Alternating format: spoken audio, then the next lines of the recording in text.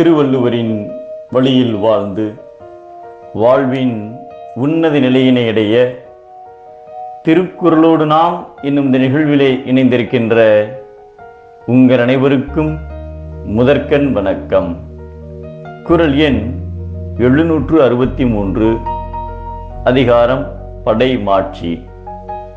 1810 ஆண்டு சுதந்திரமாக இருந்த சிலி நாட்டை ஸ்பெயின் நாடு ஆக்கிரமித்து தனது ஆட்சியின் கீழ் கொண்டு வந்தது.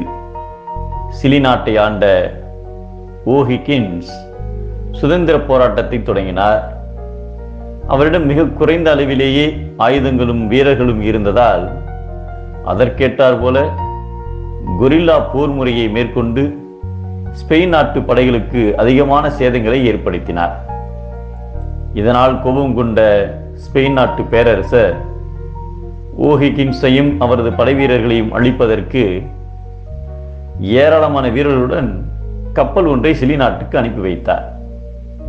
இப்போரில் ஓஹிகின்ஸ் பெரும்பாலான ஆயுதங்களையும் வீரர்களையும் இழந்து அவரும் குண்டு காயம்பட்டு நடக்க முடியாத நிலைக்கு தள்ளப்பட்டார்.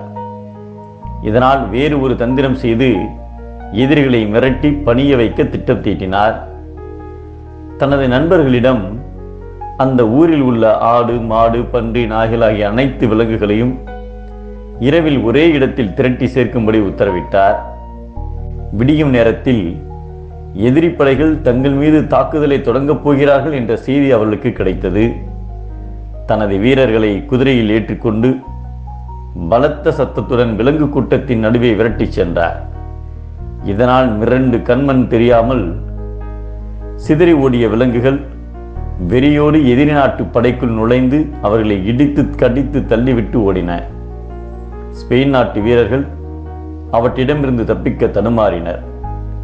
இந்த குழப்பத்தை தனக்கு சாதமாக பயன்படுத்திக் கொண்ட ஓஹிகின்ஸ் தனது வீரர்களுடன் ஸ்பெயின் நாட்டின் படைகளை கடந்து சென்று அருகில் இருந்த மலை குகைகளில் மறைந்து கொண்டார். தனது படையின் வலிமையை பெருக்கிக் கொண்டு 3 ஆண்டுகளுக்கு பிறகு ஸ்பெயின் படையின் மீது போர் தொடுத்து அவர்களை எளிதாக தோற்கடித்து வெற்றி பெற்றார். 1815 ஆண்டு சிலி நாடு சுதந்திர நாடாக உருவெடுத்தது.